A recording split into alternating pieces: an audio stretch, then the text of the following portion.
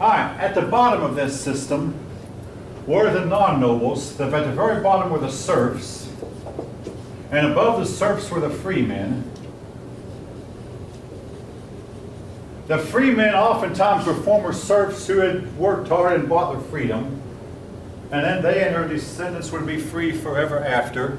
But they were the non-nobles who were free. Now, I call the serfs non-free men. Europe outlawed serfdom when Christianity took over. Europe outlawed slavery. Europe outlawed slavery when Christianity took over, but they replaced it with serfdom. The main difference between a serf and a slave was the serf could not be bought or sold. Now, nobles might come in and take over other nobles' territory, but they would usually leave the serfs alone. So if you were a serf living in the shadow of a noble's castle, and some unfriendly nobleman came in and took your noble's castle, you'd all of a sudden become a serf to the other nobleman, but you would not be forced to leave and go follow the other nobleman. You would be allowed to stay put. So serfs could not be bought or sold, and it was said they were bound to the soil. Something I want to mention in this context too. Only the nobility was allowed to hunt. Now this became such an issue that when our own country was starting, the United States, we determined we were not going to have our nobility over here, and we were determined that everybody would be allowed to hunt.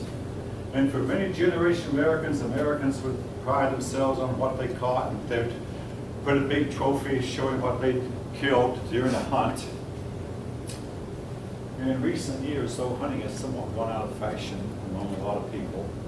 And what's the result? We're hitting deer right and left. I hit one 3 years ago, and I had someone in our class this morning say they hit one recently. They're all over the place, and we're not killing them, and guess what? They're killing us. The deer kills more humans than the animal. Last fall, I had a student who worked for an insurance company. He said, yeah, the most cases they have for insurance claims come from cars hitting deer, not cars hitting each other. I made a mistake when I hit my deer. My wife didn't want me to go out and check. She said, oh, our insurance would go up. I went out and checked. I didn't see anything wrong. Then I got in the car and found out the headlight had been bent. I told the dealer about it. The dealer said, well, you have to wait till the light fails before we can fix it. The light never failed. A lot of times today's headlights don't go out. If you have a different kind of car, it's not, but anyway, it never went out. Just 2 months ago, I traded that car in for a new one, and it's just great to have 2 straight headlights again. But the worst time in the year for hitting deer, folk, is the months of November, December, and January. In other words, right now. And every time I go out, I see one lying on the side of the road where somebody has hit overnight. Some of you look at me like, you know what I'm talking about. Anyway, in those days, only the nobles were allowed to hunt, and your common people were not. And many a person became an outlaw when they would shoot at the king's deer, upon the king's deer, if he owned them. That's supposedly what got Robin Hood started. All right.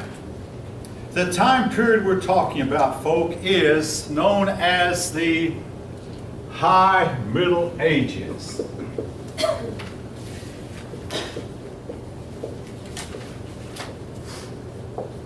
Now, the High Middle Ages were a time of prosperity for Europe, and a time when Europe began to settle down from all the turmoil that had beset them earlier. The period I'm talking about is like from 1000 and 1100, 1200, 200 or 300 year period there where Europe was prosperous. And folk, I have to state, a lot of experts believe the High Middle Ages was brought about by a really, really hot climate, the likes of which we have not seen since. Apparently certain types of crops that will now only grow down here used to be able to grow up here. Certain species of grapes or whatever that used to could grow up here can now only grow here. Again, because the climate apparently was much, much hotter, noticeably hotter then than it is now. Now, the High Middle Ages ended in the early 1300s, and you might guess what I'm about to say. It ended when the climate cooled. The Black Death came along and carried off a third of Europe. That's the end. I mean, that's what I'll talk about later. They carried off a high percentage of China's population, even affected as far south as India. Now, we can't tell how much it did to the North American Indians, but it probably decimated them a lot. I mean, I say when the North American Indians first encountered Europeans, the Indians won. Fast forward 500 years, when the Spanish came across, this time the poor Indians lost.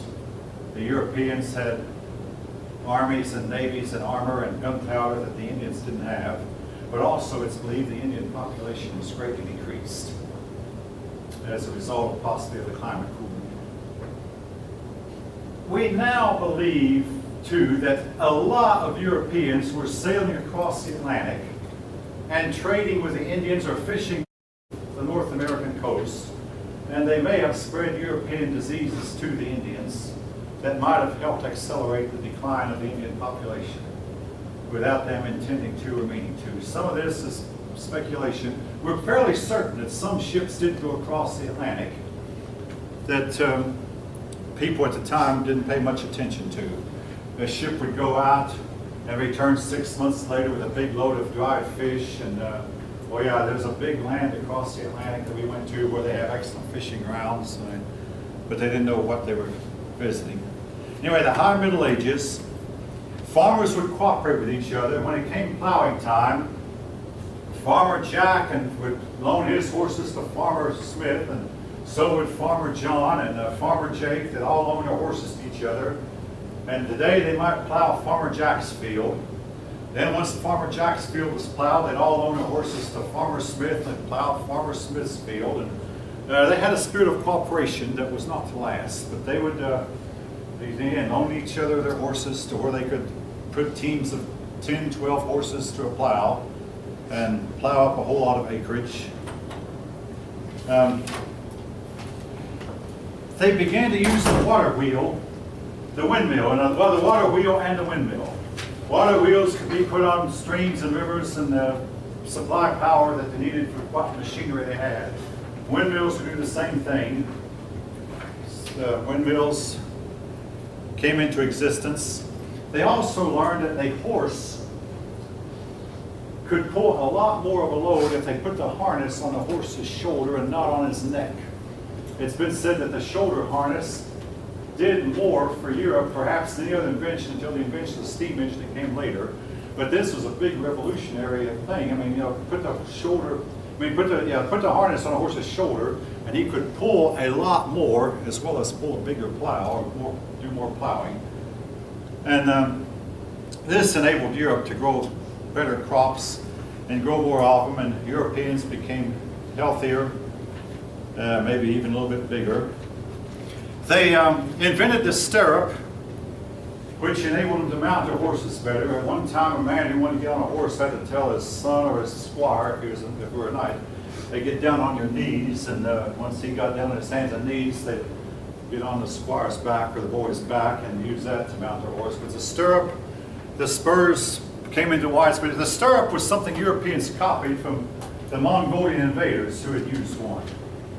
Again, Europeans became great copiers, which might be one reason why Europe eventually excelled technologically. They initially copied a lot of the stuff they used. They also began to practice crop rotation, 3-field system. Field A, they'd plant 1 year, 1 crop. Field B, another year. And then field C.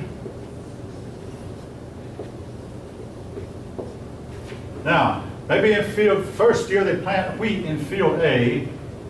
Then the second year they might plant oats in field A.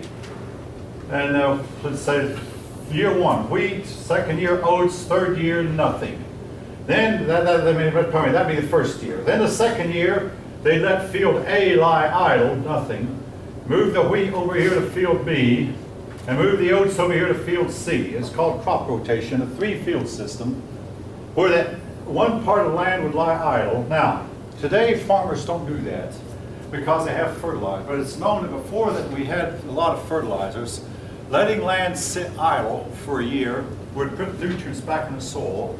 But planting a different crop, like for instance, the oats might use certain nutrients that the wheat didn't, so you could plant wheat in a crop one year, oats the next year in that same crop.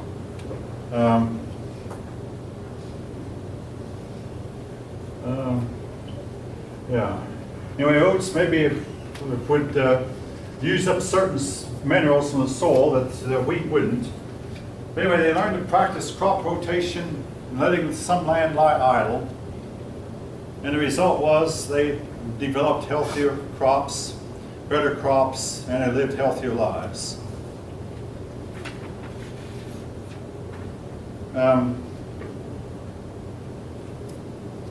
Sometimes used they shifted from a 2-field system to a 3-field system. And sometimes they would plant certain plants in the fall, winter grains like rye and wheat, spring grains like oats and barley, and vegetables, peas and beans might be planted would be planted in the spring. Again, one of the problems with the Roman Empire, its soil was exhausted, just simply to where it could not produce anymore. They did not know how to rotate their crops or let land lie idle for a while. They did not know about fertilizers either. Again, today, fertilizers do a lot of that for us.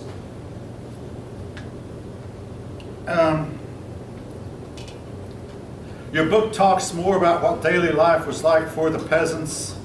Oh yeah, you're going to have this word come across from time to time, peasant. The word peasant usually means a poor farmer, and it most of the time means a farmer who does not own the land he's farming. He's so poor he doesn't have any land, so he'll farm for a landlord. And the landlord will let him keep part of his produce, but he has to turn in as rent part of the produce that he doesn't, part of his produce also. Generally a poor farmer, or in most cases a landless farmer.